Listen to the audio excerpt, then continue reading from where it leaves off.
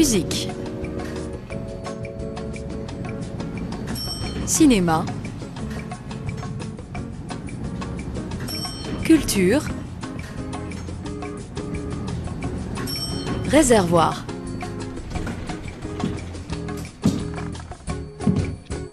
Une émission présentée par Pierre Charpilloz. Bonjour à tous, bienvenue dans Réservoir, votre réserve culturelle du vendredi. Cette semaine, nous allons parler de l'OUS, l'orchestre universitaire de l'Université de Strasbourg. Mais tout d'abord, nous sommes en ligne avec Farouk Gunalté, directeur du cinéma L'Odyssée, qui organise des représentations exceptionnelles de captation de spectacles du National Theatre London à l'occasion des 100 ans de la salle de l'Odyssée. Bonjour Farouk Gunalté, merci d'avoir accepté notre invitation. 100 ans pour une salle de cinéma, c'est énorme. C'est énorme, et c'est même non seulement énorme, mais en plus c'est assez unique puisque, à ma connaissance, il n'y a que 4 autres salles qui ont 100 ans d'existence et qui sont toujours en activité dans leur dispositif d'origine. D'accord. Elles sont où ces 4 autres salles, par Strasbourg? Alors il y en a 2 au Royaume-Uni, dont une à Brighton, l'autre à Londres. Il y a une salle à Sarajevo qui s'appelle la salle Apollo, et puis il y a une salle qui est la Cinémathèque nationale espagnole à Madrid, qui s'appelle la salle Doré, de Gustave Doré. D'accord, c'est exceptionnel d'avoir ça à Strasbourg. On le sait assez peu, en fin de compte, qu'on a une très ancienne salle de cinéma à Strasbourg. Oui, si je puis me permettre, je crois que c'est bon de le savoir, parce qu'une société sans mémoire n'a pas d'avenir, comme dit la très belle expression française. C'est vrai. Alors, tous nos auditeurs ne connaissent peut-être pas l'Odyssée. Alors bon, c'est assez connu quand même sur Strasbourg, mais vous peut-être présenter ce qu'il y a de particulier, ce cinéma, à part son âge. Son âge, son dispositif, c'est une des rares salles de l'Est de la France, et même de France et d'Europe, qui a un balcon. Il y a un cadre de scène, il y a un rideau qui date de 1913. C'est une salle de cinéma dès l'origine, mais avec un décorum de théâtre à l'italienne. C'était l'époque où les salles de cinéma commençaient, pour échapper à l'image d'un spectacle, d'un lieu de divertissement vulgaire, eh bien on a appelé ces salles de cinéma des théâtres cinématographiques. Et bien sûr, ici à l'Odyssée, il n'y avait pas de coulisses, il n'y avait pas de scène. Moins d'un mètre après l'écran, il y a le mur du bâtiment. Mais c'était pour faire un peu comme le théâtre, et donc avoir des lettres de noblesse pour que les élites et les notables acceptent de venir dans des lieux qui ne soient plus considérés comme des lieux de perdition populaire. D'accord. Et donc vous organisez donc des captations de spectacles du National Theatre de Londres. On organise beaucoup de choses. Ces anniversaires. On organise beaucoup de choses. On n'est pas seulement un cinéma d'art et essai, mais on est un cinéma qu'on peut qualifier de carrefour des cinémas d'Europe et maison des cinémas du monde. Nous partons d'un principe de programmation qui est de ne pas nous conformer au monopole qui existe aujourd'hui des films américains et hollywoodiens qui représentent bien moins de 5% de la production mondiale et qui occupent plus de 80% des écrans de cinéma du monde entier. Donc c'est pas contre le cinéma américain qu'on est, au contraire il y a beaucoup de films américains. Il y a des films américains qui passent aussi à l'Odyssée. Ouais. Mais on est contre le monopole, voilà, qui est entre les mains. Et dans ce cadre, nous essayons d'interroger régulièrement les relations, le dialogue qu'il peut y avoir entre le cinéma et les autres formes d'expression artistique. Et le théâtre fait partie donc de cette intention. Et nous sommes les seuls en France à avoir lancé, depuis le 22 janvier, une représentation de pièces mises en scène au célèbre National Theatre de London, qui est une salle de théâtre qui a été créée il y a 50 ans, en 1963, enfin 50 ans et quelques mois maintenant. Et nous avons donc 4 représentations qui sont prévues entre janvier et avril 2014. D'accord, et c'est des pièces qui sont quand même assez liées au cinéma, puisque le metteur en scène des versions de Frankenstein que vous présentez, c'est Danny Boyle. On a dans les rôles Benedict Cumberbatch et Johnny Lee Miller, qu'on connaît beaucoup pour leur rôle au cinéma. Il y a aussi une pièce de Shakespeare avec Tim Hiddleston. Donc voilà, c'est des acteurs qu'on connaît au cinéma. Même la pièce War Horse, ça rappelle Cheval de guerre de Spielberg. C'est volontaire ce choix. Des acteurs et des actrices qui sont célèbres au cinéma ou enfin dans le monde de l'audiovisuel, mais qui sont aussi de très bons acteurs de théâtre. Donc notre objectif, c'est ne pas d'opposer le cinéma aux autres formes d'art, mais de voir toutes les plateformes de dialogue et je dirais au sens sage du terme, de flirt, heureusement, qu'il y a entre le cinéma et les autres formes d'expression artistique. Et pourquoi le National Theatre de Londres comme Parce que c'est eux qui proposent des captations qui sont diffusées et que il y a aussi Strasbourg, il faut le savoir, est une ville qui a une vocation européenne et il y a une forte communauté qui est anglophone et qui pratique la belle langue de Shakespeare. Que ce soit à travers ceux qui travaillent au Parlement européen, dont c'est une des langues officielles, l'anglais, que ce soit à travers ceux qui travaillent au Conseil de l'Europe, ou que ce soit à travers un certain nombre d'entreprises, d'étudiants, d'universités. Au fond, ce qui fait la force et la grandeur de Strasbourg, c'est d'être ouverte sur le monde. C'est, je le rappelle, la deuxième ville en termes de présence de représentation diplomatique de France.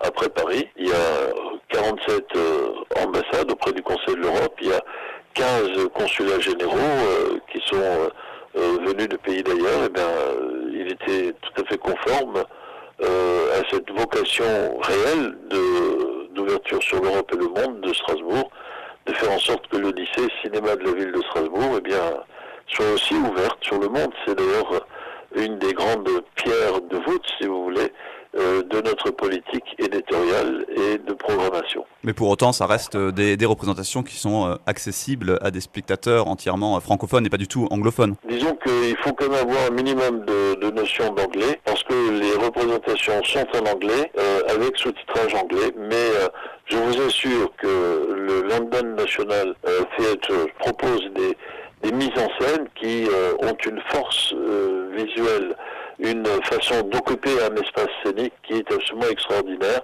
Et j'invite tous ceux qui n'ont pas vu la première version de Frankenstein de venir le 29 janvier voir la seconde version. Oui, parce qu'il y a deux versions. Ouais. C'est quoi la différence entre ces deux versions? La seconde est ce qu'on appelle en anglais reversal, c'est-à-dire que l'acteur principal qui joue le rôle de la créature joue dans la seconde version le rôle du docteur Frankenstein, et celui qui joue le rôle du docteur Frankenstein, eh bien, joue le rôle de la créature dans cette deuxième version. C'est tout sauf une perte de temps que de venir découvrir et d'être enchanté, émerveillé par cette ingéniosité de mise en scène et de scénographie qui nous est proposée par Danny Boyle, qui est le metteur en scène, et qui par ailleurs est un réalisateur de cinéma connu des cinéphiles. Oui, qu'on connaît beaucoup. Il a réalisé des choses assez différentes, on le rappelle. C'est lui qui avait fait Slumdog Millionnaire, qui avait eu l'Oscar du meilleur film et qui est aussi connu pour des films comme 28 jours plus tard, Trainspotting, etc. Merci Farouk Gunalté d'avoir accepté de répondre à nos questions. Alors on rappelle... Alors, peut-être, si vous me permettez encore une dernière précision, il va y avoir donc le 29 janvier Frankenstein. Oui, il y a d'autres films dans cette programmation. Le 19 février Coriolanus de Shakespeare. Et le 16 avril, War Horse, Cheval de guerre, dont, d'après un livre de Michael Morpurgo, qui avait aussi servi de base d'adaptation cinématographique au Cheval de guerre de Spielberg. De Spielberg. Et d'ailleurs, si vous avez choisi ces œuvres, c'est par rapport à leur rapport cinématographique aussi, alors? Tout à fait, oui. Merci d'avoir accepté de répondre à nos questions. Alors on rappelle que si vous voulez voir Benedict Cumberbatch, qui était le Julian Assange du 5e pouvoir, le Sherlock Holmes de la série Sherlock dans le rôle du docteur Frankenstein, et Johnny Lee Miller de Dexter, Trainspotting ou encore Dark Shadows dans le rôle de la créature de Frankenstein, le tout mis en scène par le grand Danny Boyle, précipitez-vous le mercredi 29 janvier, mercredi prochain, au cinéma de l'Odyssée. On rappelle que le spectacle est en version originale, sous-titrée, et vous retrouverez toutes ces informations et le reste de la programmation sur le site de l'Odyssée, www.cinémaodyssée.com. On se retrouve tout de suite avec l'orchestre universitaire de Strasbourg, et pour nous mettre dans le bain, on va s'écouter l'une de leurs performances. C'est Pomp and Circumstances, si je prononce bien avec mon superbe accent anglais, d'Edward Elgar, joué donc par l'orchestre universitaire de Strasbourg. Tout de suite dans Réservoir.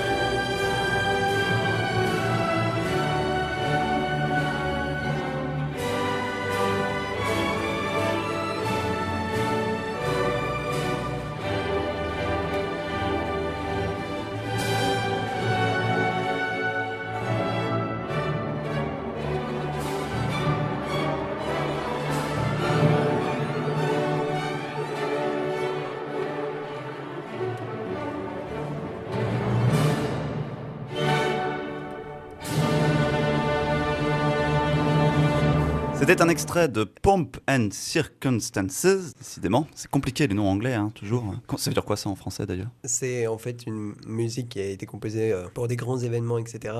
Et d'ailleurs, c'est un peu devenu l'hymne bis de la Grande-Bretagne. Donc c'est vraiment... D'accord, c'est vraiment très connu. Oui. D'accord, donc c'est joué par les musiciens de l'Orchestre universitaire de Strasbourg, Luce. Bonjour à vous, tout d'abord, Thomas Nussbaumer et Hervé Moritz. Vous êtes Bonjour. donc respectivement vice-président et chargé de communication de l'Orchestre universitaire de Strasbourg. Alors, l'Orchestre universitaire de Strasbourg, Luce, pour les intimes, c'est une association étudiante plutôt connue à Strasbourg, mais pour ceux qui ne la connaîtraient pas, vous pouvez un peu la présenter rapidement. Oui, alors donc comme vous l'avez dit, on est une association étudiante. Alors on s'appelle universitaire, mais on n'est pas tout à fait rattaché à l'université. C'est plutôt, on a plutôt ce nom-là du fait que notre composition est majoritairement faite d'étudiants de l'université de Strasbourg, étudiants ou enseignants. Mais on accueille bien sûr aussi des personnes qui sont en dehors de ce milieu-là. Et on existe maintenant depuis plus de 50 ans à Strasbourg. D'accord. Notre formation ne fait que s'agrandir. Donc cette année, on est composé, si je ne me trompe pas, de 77 musiciens. Donc ce qui commence à être un orchestre, une formation symphonique plutôt conséquente, avec toujours des pupitres qui s'agrandissent, entre autres au niveau des cordes. Mais malgré tout, on essaie de le développer de plus en plus dans ce sens-là, puisqu'on a pour vocation de rassembler à la fois plus d'étudiants dans l'orchestre, mais aussi en dehors. C'est pour ça qu'on se destine majoritairement à un public étudiant. Mais là encore, on a deux objectifs qu'on a définis, on va dire, récemment dans les dernières années, qui est à la fois de s'ouvrir à un public plus large autour des étudiants, donc pas seulement les étudiants, mais aussi la population de la communauté urbaine de Strasbourg, d'où le fait de notre recherche d'avoir des manifestations en dehors de la ville aussi. Et également, comme l'a dit tout à l'heure le directeur de l'Odyssée, dont j'ai déjà oublié le nom puisque c'était un peu compliqué. Faro Gunelt. Voilà. Nous aussi, on a bien compris l'enjeu qu'il y avait à Strasbourg au niveau de l'ouverture européenne. Et c'est pour cette raison, en fait, qu'on essaie de développer de plus en plus nos échanges avec des orchestres étrangers, dont on parlera peut-être un peu plus tard. D'accord, et concrètement, ça fait 50 ans qu'il existe, mais il a été créé comment, cet orchestre? Il a été créé, si je ne me trompe pas, Hervé me corrigera jamais, il me semble sous un ensemble à cordes au départ, qui était rattaché à la fac de musico, voilà. En fait. C'est-à-dire que l'orchestre a commencé de manière un peu informelle. C'était donc un orchestre de chambre à la base. Il a été créé en 61 et à ce moment-là, donc ce petit orchestre a évolué au fur et à mesure. Il s'est constitué en association ensuite dans les années 70 et puis ce n'est qu'après qu'il a évolué vers sa dimension, on va dire, symphonique, qui maintenant est en place depuis de nombreuses années. On va peut-être expliquer les termes. Qu'est-ce que c'est un orchestre de musique de chambre et qu'est-ce que c'est qu'un orchestre symphonique? Alors, un orchestre de musique de chambre, on va avoir seulement des cordes, c'est-à-dire vous allez avoir les pupitres de cordes, donc violon 1, violon 2, les altis et puis les violoncelles, oui, contrebasse aussi. Et puis, il peut y avoir des instruments à vent qui peuvent être solistes, par exemple. Et c'est une formation qui existe beaucoup, enfin, qui vient beaucoup de la musique baroque. Et les orchestres symphoniques ne se développent qu'ensuite. Et alors là, les orchestres symphoniques, on rajoute de nombreux instruments, des instruments à vent notamment, de la percussion aussi. Et donc c'est des orchestres qui ont une dimension bien plus grande et qui sont utilisés dans une musique un peu plus tardive. Donc ça commence avec le classique, mais ensuite aussi avec la musique romantique. Et puis... Tout simplement, l'idée qu'on peut en avoir, c'est quand on parle d'orchestre, de musique de chambre, et ben, on s'imagine très bien d'après la dénomination. Un petit Musique orchestre de chambre, un petit orchestre pour des prestations qui étaient à l'époque pour des personnes de l'aristocratie ou par exemple, et un orchestre symphonique destiné à un grand public en fait au moment de la démocratisation de la musique classique. D'accord, et c'est quoi la différence avec un orchestre philharmonique? Parce qu'on entend aussi très très souvent ce nom. Après, qu'est-ce que ça veut dire exactement? Philharmonique, symphonique Alors philharmonique, c'est un terme qui vient plus récemment. Alors il n'y a pas tant de différence que ça. C'est l'utilisation de d'autres instruments un peu plus modernes et contemporains qui se rajoutent en fait à la dimension symphonique. Mais globalement, il n'y a pas réellement de différence aujourd'hui. C'est juste une évolution. Ça fait plus classe de dire philharmonique. Ah oui, ça fait beaucoup plus classe.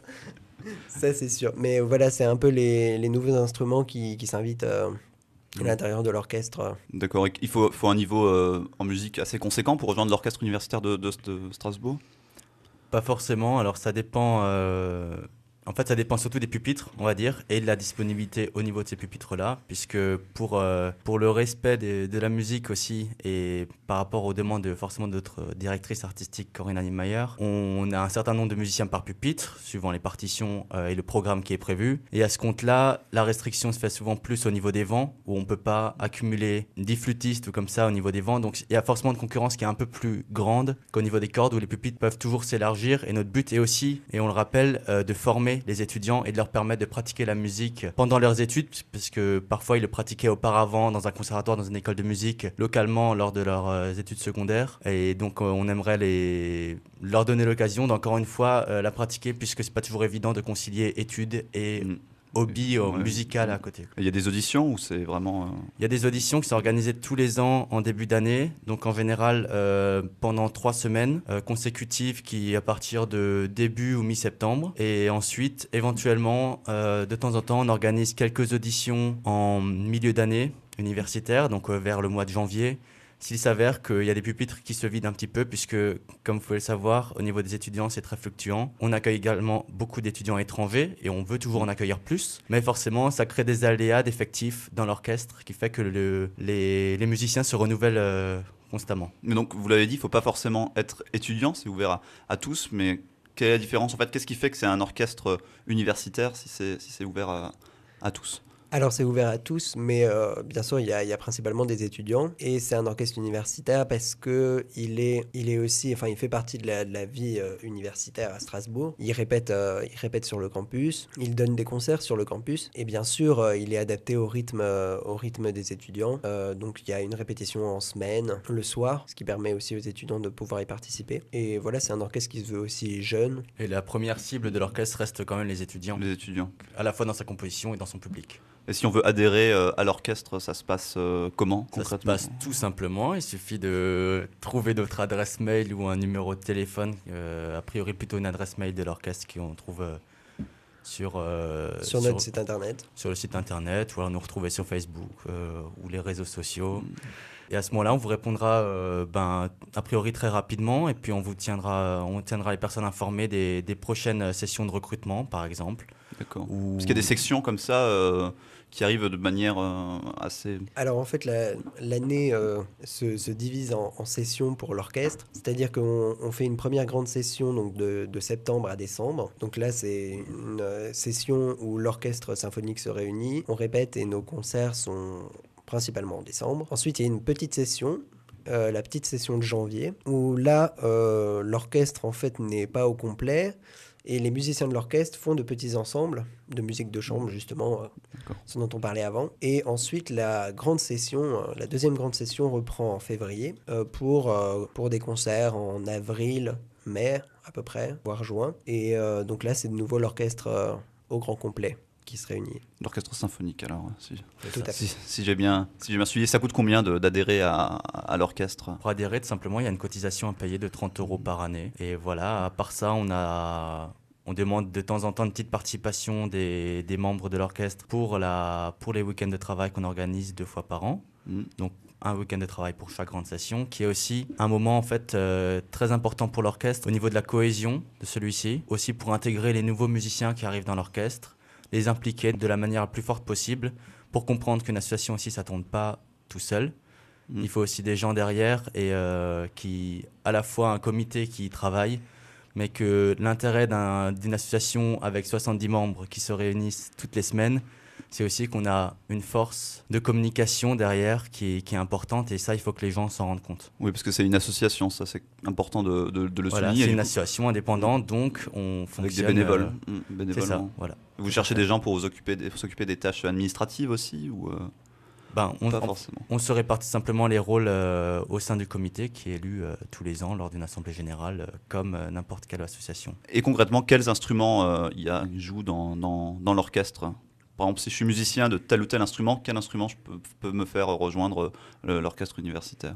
Alors, tous les instruments de l'orchestre symphonique. Donc, c'est les cordes, comme on a dit tout à l'heure. Et après, les instruments à vent, là, on va peut-être pas tous les énumérer, mais en tout cas, les instruments qu'on recherche le plus souvent, c'est quand même des instruments, par exemple, des cuivres, On recherche régulièrement, donc voilà. Il y a aussi des bois, on peut par exemple citer le basson ou la clarinette basse, etc., qui sont des instruments assez rares aussi. Donc voilà, c'est vraiment tous les instruments de l'orchestre symphonique, enfin, les musiciens normalement. Se reconnaissent. Voilà. Et vous arrivez à trouver des musiciens de chaque...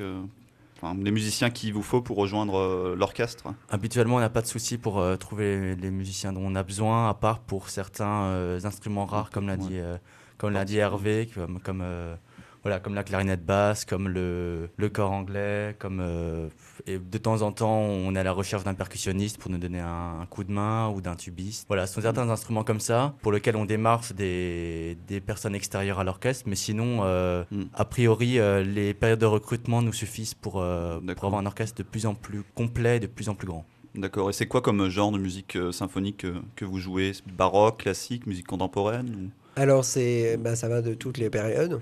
Enfin, c'est vraiment assez varié. Normalement, quand donc le grand orchestre se réunit, l'orchestre symphonique, c'est principalement de la musique romantique. Donc, c'est-à-dire fin 19e, ça peut être aussi début 20e. Enfin. Donc voilà, c'est à peu près le répertoire principal de l'orchestre, puisque la musique baroque ou la musique classique se fait en plus petit effectif. Et nous, on profite un petit peu de la chance qu'on a d'avoir autant de musiciens. Mais on profite aussi des petites sessions, donc en janvier, comme on va la voir dans ces prochains jours, pour les concerts qui arrivent, justement pour pratiquer des œuvres qui se jouent dans des ensembles, avec des ensembles plus petits, vu qu'on joue en petits ensembles. D'accord, et vous arrivez aussi peut-être parfois de faire de la musique contemporaine. C'est vrai qu'on parlait de cinéma tout à l'heure. Le cinéma, ça reste un moteur de création de musique symphonique assez important, notamment le cinéma américain. Ça vous arrive de jouer des œuvres contemporaines de compositeurs de cinéma? Si on peut appeler la musique de film la musique contemporaine, on en joue de temps en temps. Donc on a déjà fait, ça nous est déjà arrivé de faire une grande session avec seulement de la musique de film, ou majoritairement, ce qui ramène souvent pas mal de monde parce que les gens s'identifient facilement à cette musique-là. Sinon, en musique contemporaine, on va dire, en dehors de ce milieu-là du cinéma, on en joue rarement aussi du fait de la difficulté des pièces et par rapport aussi à l'accueil du public. C'est vrai qu'elles ne sont pas très accessibles. Exactement. Mais on joue quand même des pièces du mouvement moderne avec par exemple du Debussy, donc la période de la première moitié du XXe siècle. D'accord, et c'est qui choisit les pièces qui seront jouées? Alors c'est en général notre directrice artistique, donc on a cité avant Corinna Niemeyer, mais qui nous consulte toujours auparavant en fait. C'est toujours une discussion dans l'ensemble de l'orchestre.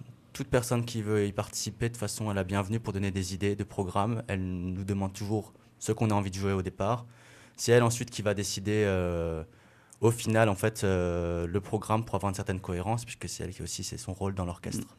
Et donc il y a une programmation pour la saison ou plus pour la session, comme vous disiez tout à l'heure? Oui, alors la programmation se fait par session. Donc là, par exemple, on termine la session de janvier, donc ce dimanche et mardi avec nos 2 concerts. Et on commencera en février la grande session.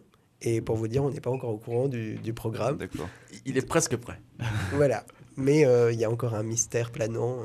Donc les musiciens attendent avec impatience de découvrir leur partition. D'accord. Et les répétitions, ça se passe comment alors? Alors les répétitions se font le mardi soir à 19h30. Tous les musiciens viennent. Ça dure à peu près jusqu'à 22h. Donc c'est hebdomadaire alors? Oui. Hebdomadaire, une fois. Tout à fait. Et donc en début de session, on découvre les partitions. Le travail en répétition, ça permet de travailler de faire le travail avec notre chef et avec l'ensemble de l'orchestre. Donc si on veut la mise en place, la musicalité. Et puis ensuite, chaque musicien est aussi chargé de voir un petit peu ses partitions chez lui.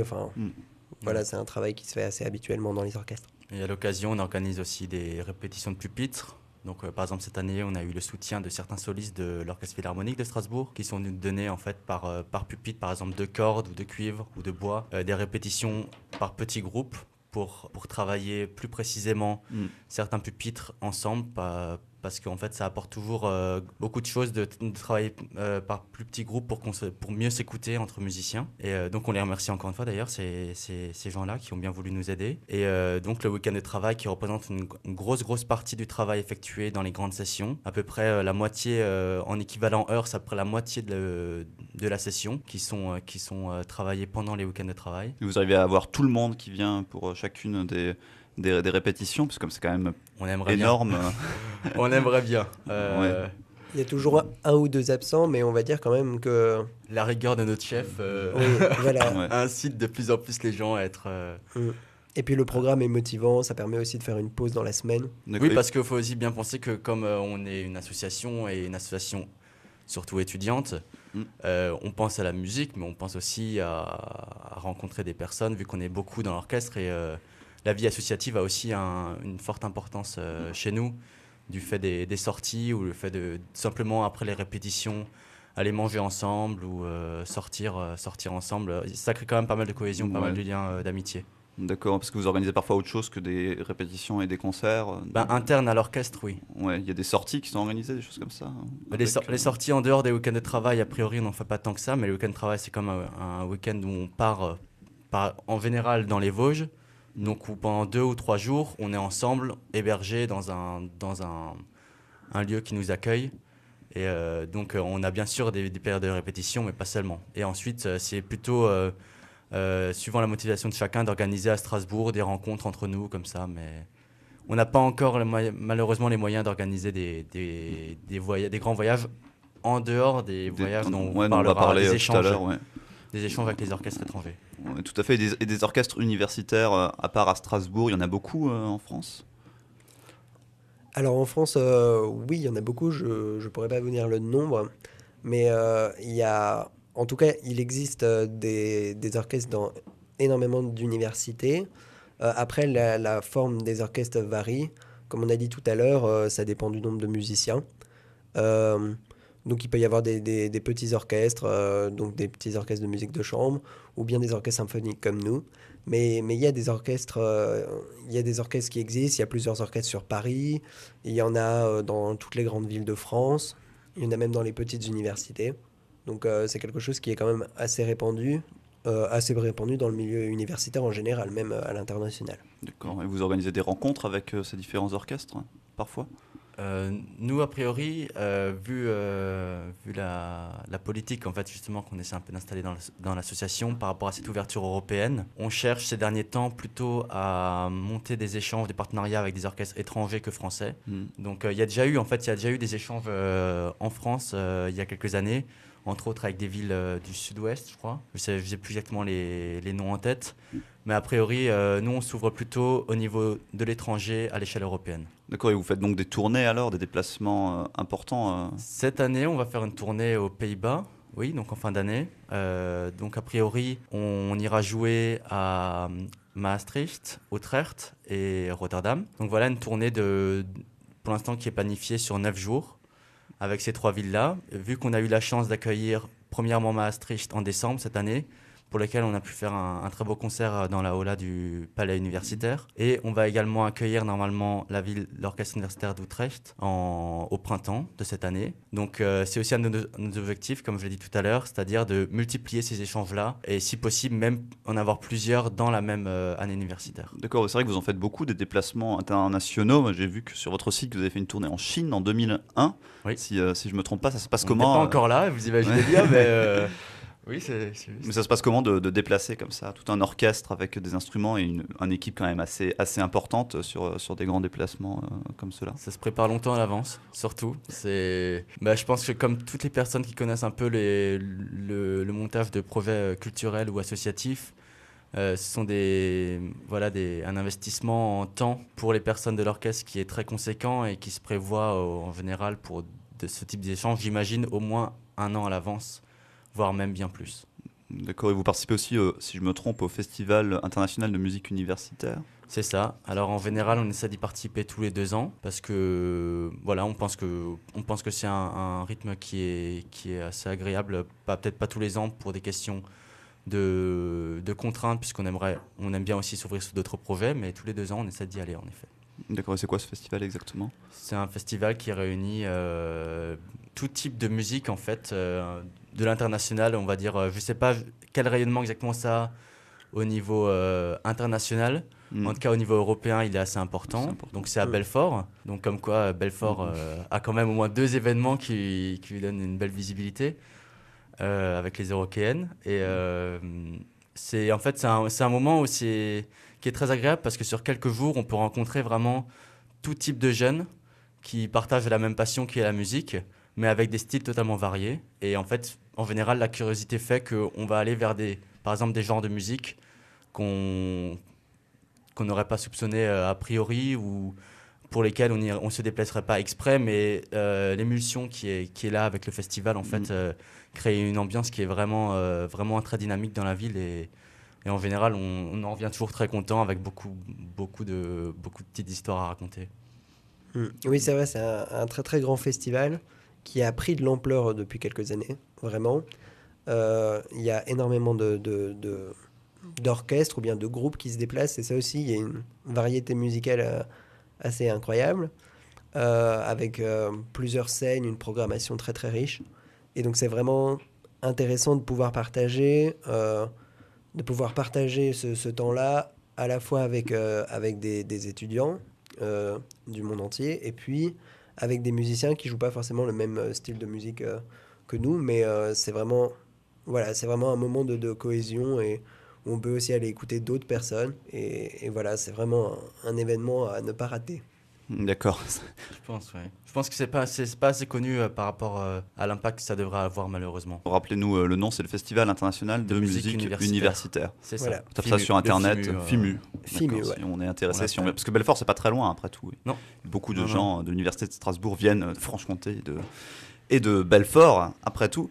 Alors vous parliez de la chef d'orchestre tout à l'heure. Comment ça se passe pour recruter un chef d'orchestre? C'est un étudiant ou c'est pas du tout un étudiant? Alors, c'est pas forcément un étudiant. C'est assez difficile de recruter un chef d'orchestre. Enfin, c'est toujours une étape pour un orchestre de faire cette démarche quand un chef d'orchestre part, parce que c'est aussi la personne qui fait le travail avec l'orchestre qui lui donne un petit peu son empreinte, son identité, si on peut dire. Donc c'est toujours assez compliqué, c'est toujours une étape en tout cas pour un orchestre de changer de chef. Comment ça se passe? En fait, quand un orchestre change de chef d'orchestre, il passe une annonce en fait, et puis des chefs d'orchestre viennent passer des auditions. Donc on sélectionne plusieurs chefs qui viennent diriger l'orchestre, et à la fin, d'habitude, c'est l'orchestre qui choisit, qui se consulte et choisit le chef d'orchestre qu'il a préféré. C'est ce qui a eu lieu, c'est ce qui s'est passé en 2010 donc, pour Corinna, qui a été retenue. Et on est très très contente de l'avoir avec nous et de jouer sous sa baguette.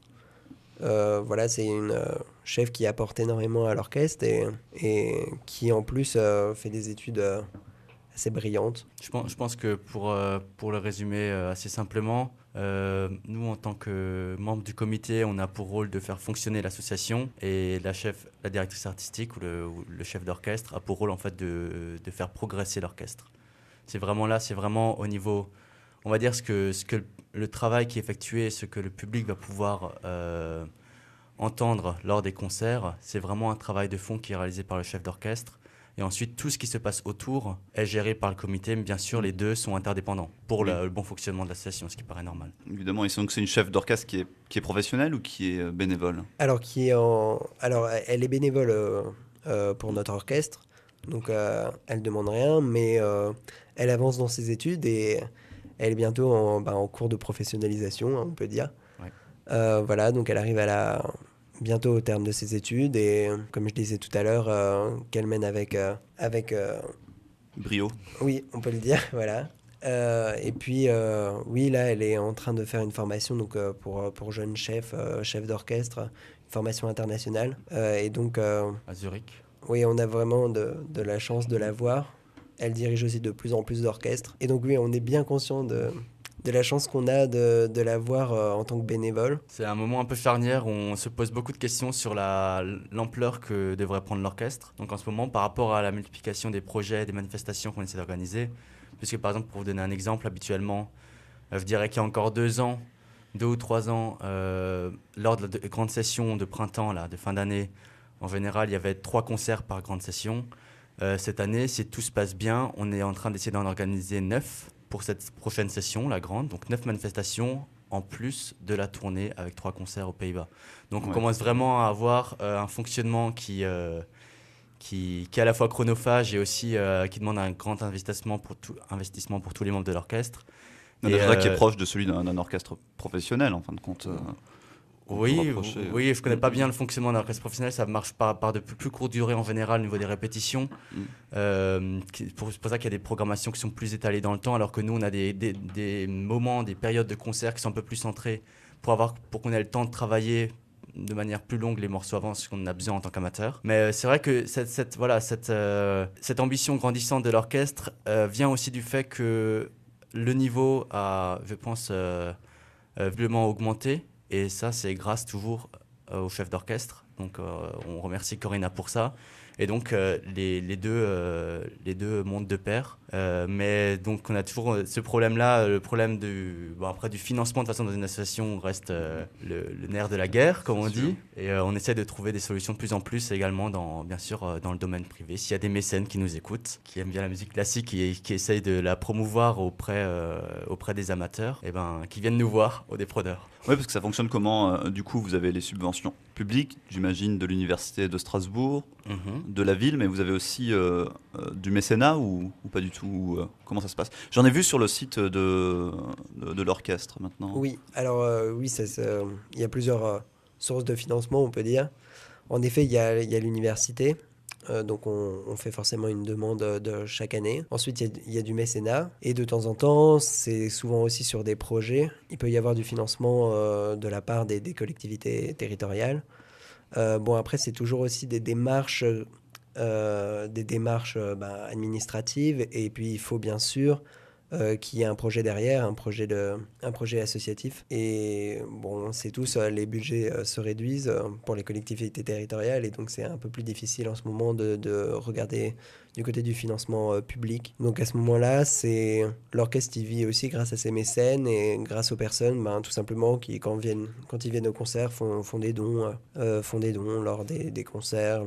Nos concerts sont presque tout le temps en fait à entrée gratuite, mais en général, les personnes qui souhaitent, en sortant du concert, mettre quelque chose dans le panier, bien sûr, ils sont les bienvenus. Et en général, ça va de soi un petit peu. D'accord. Donc si la personne a été satisfaite de la prestation musicale, elle va faire un petit geste. Et vous avez des aides du conservatoire ou pas du tout? Parce que le conservatoire aide certains événements autour de la musique à Strasbourg. Je pense par exemple aux retransmissions de l'opéra à l'UGC, qui est financé en partie par le conservatoire de Strasbourg. Est-ce que le conservatoire intervient dans le financement de l'orchestre ou pas du tout? Alors on n'est pas financé par le conservatoire, qui a ses propres orchestres et qui s'associe à des événements, souvent aussi avec des orchestres professionnels, etc.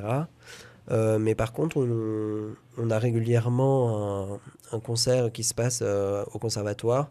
Là, on en aura un en mai, sans doute. Le 5 mai, oui.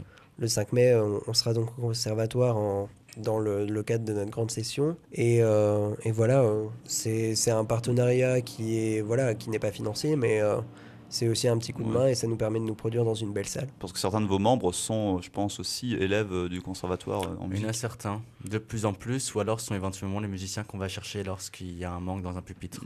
Mais en effet, on remarque, j'ai l'impression que l'effectif des élèves du conservatoire, peut-être aussi du fait du niveau qui augmente au sein de l'orchestre, et notre visibilité qui elle aussi suit cette augmentation de niveau. Je pense qu'on observe qu'il y a de plus en plus de personnes de conservatoire qui sont intéressées par l'orchestre universitaire. D'accord, parce que parmi les membres, la majorité font des études donc, de musique, en musicologie ou non, pas forcément, non, pas du tout. Pas forcément, et je dirais moins que dans d'autres orchestres de jeunes, peut-être à Strasbourg. Ce sont plutôt des personnes qui justement ont une passion pour la musique et qui en fait cherchent un moyen de pratiquer la musique à côté de leurs études, ce qui n'est pas toujours évident avec certains instruments, justement, lorsqu'on ne trouve pas un orchestre. C'est comme ça se joue pas tout seul. Hein. Voilà, on peut très bien jouer chez soi, mais c'est toujours plus motivant d'imaginer des concerts publics, d'imaginer de la rencontre avec d'autres personnes, de travailler à musicalité en groupe, toutes ces choses-là qui font la beauté d'un orchestre.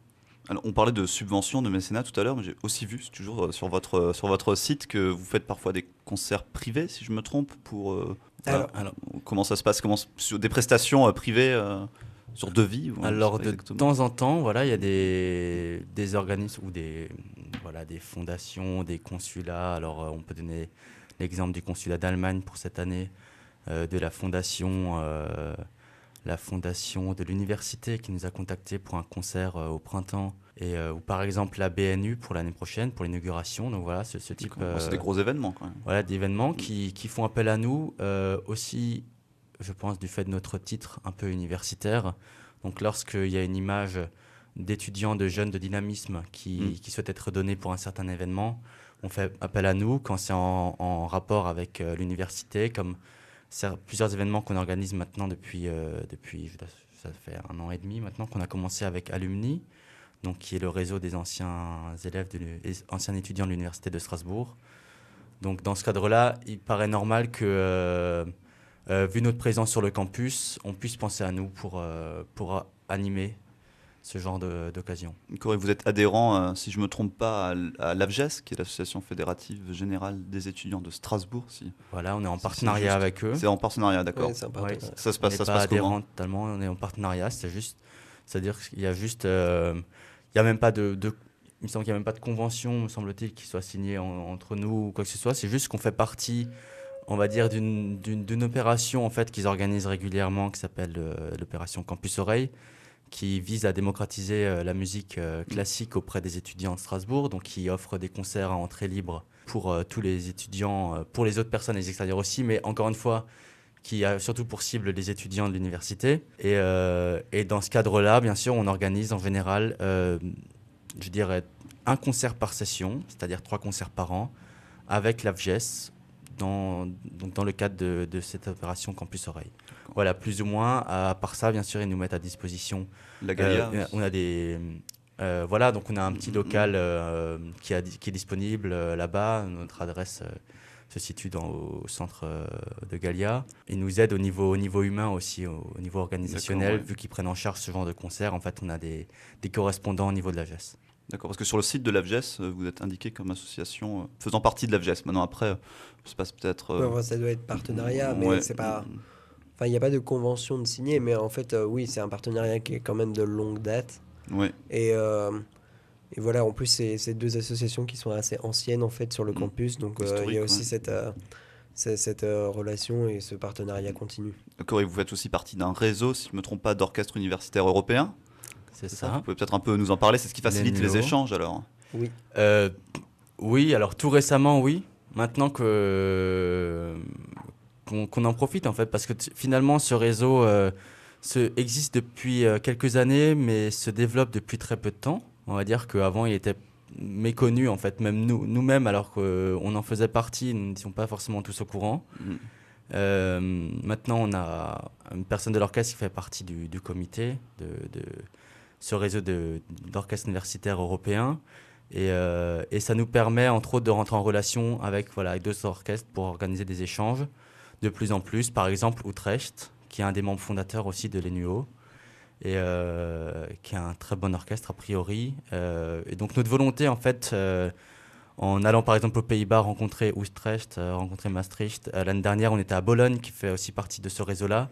En fait, c'est aussi de donner, pas seulement pour l'Orchestre universitaire de Strasbourg, mais aussi pour tout le réseau, une meilleure visibilité, un meilleur rayonnement au niveau européen, et que ce soit un outil d'échange inter-orchestre pour à plus long terme. Alors, on a des rêves un peu en tête, c'est-à-dire organiser des rencontres. Des rencontres à plusieurs orchestres, quoi. Oui, c'est-à-dire que ce réseau est vraiment très intéressant parce qu'il met en contact des orchestres de toute l'Europe. Et donc forcément, nous, ça nous aide pour nos échanges. Et puis ensuite, ça fait un peu rêver. Là, comme dit, on s'engage un petit peu plus maintenant depuis quelques années dans ce réseau-là. Il y a plusieurs orchestres qui commencent à être moteurs un petit peu et qui cherchent à organiser peut-être des événements propres à l'ENUO. Et donc, oui, on travaille là, mais bon, c'est pas encore à annoncer, hein, mais en tout cas, on travaillerait peut-être à une rencontre à Strasbourg d'orchestres universitaires Imaginons une masterclass d'orchestre universitaire Voilà, donc ce serait, géante. Waouh. Je sais pas. ce serait un petit On peu... donne ni lieu ni date parce qu'on veut pas trop s'avancer, mais ouais, bon, il y a plusieurs projets de ce type-là qu'on a en tête, mais qui nécessitent encore une fois, comme vous pouvez l'imaginer, quand vous l'avez dit, avec une tournée en Chine. Beaucoup d'organisation. Beaucoup d'organisation, et il ne faut pas forcément qu'on pense à notre génération, mais peut-être justement à faire un travail de préparation pour les générations à venir, les prochains comités. Il faut voir sur le long terme. Exactement. Et parfois, vous faites des concerts, pareil, si je ne me trompe pas, qui font intervenir des personnes extérieures de l'orchestre, des musiciens extérieurs ou Des je sais solistes. pas, des solistes, par exemple. exemple. Tout à fait, oui, c'est assez...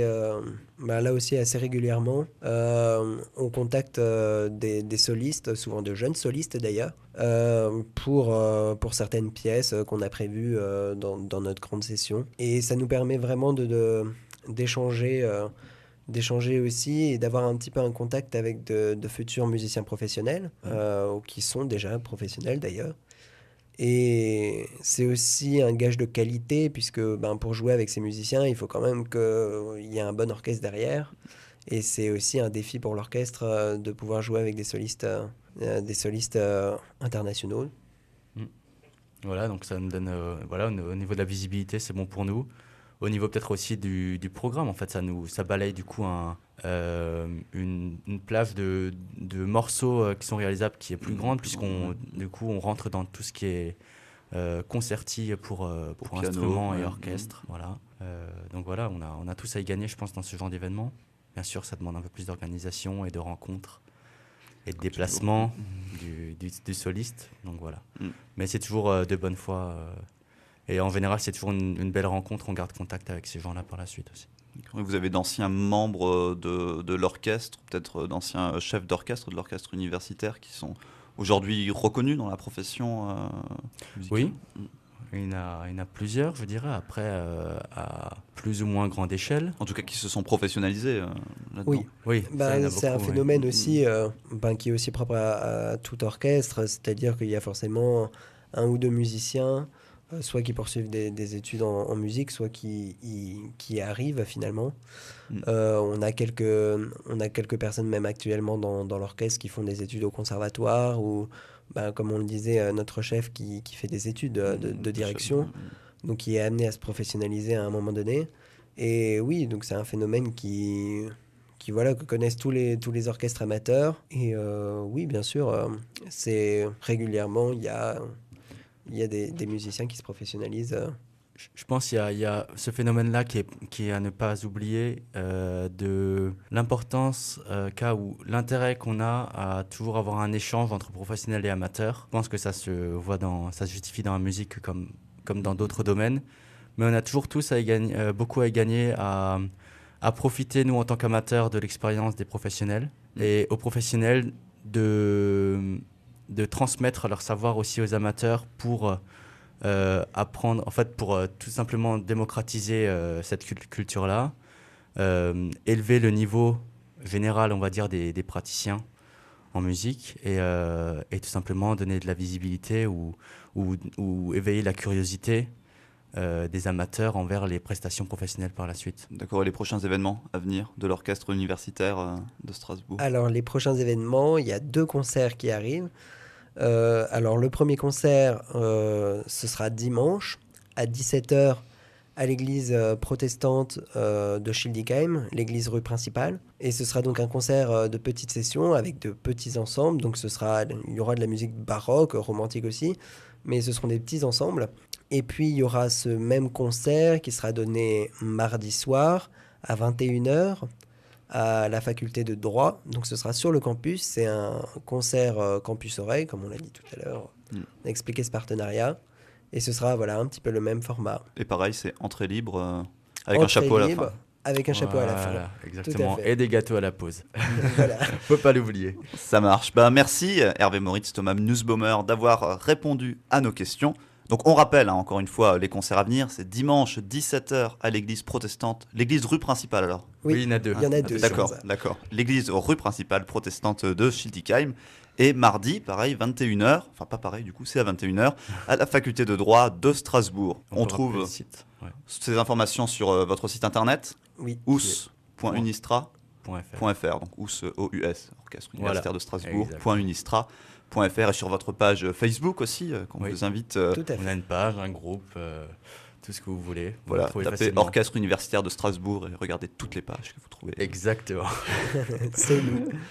On fait le buzz. Ça marche. Et cette semaine, dans l'émission Réservoir, on vous fait gagner des places pour des concerts d'un groupe de jazz à la française, c'est-à-dire une espèce de groupe de jazz avec un accordéon. Voilà, c'est un groupe qui s'appelle Anamorphose, pour leur concert du 15 février à la Java et du 19 février au Seven de Strasbourg. Alors c'est un groupe qui semble a priori prendre le parti pris de mélanger le jazz et la Java, comme un certain Nougaro, il aurait peut-être aimé ça.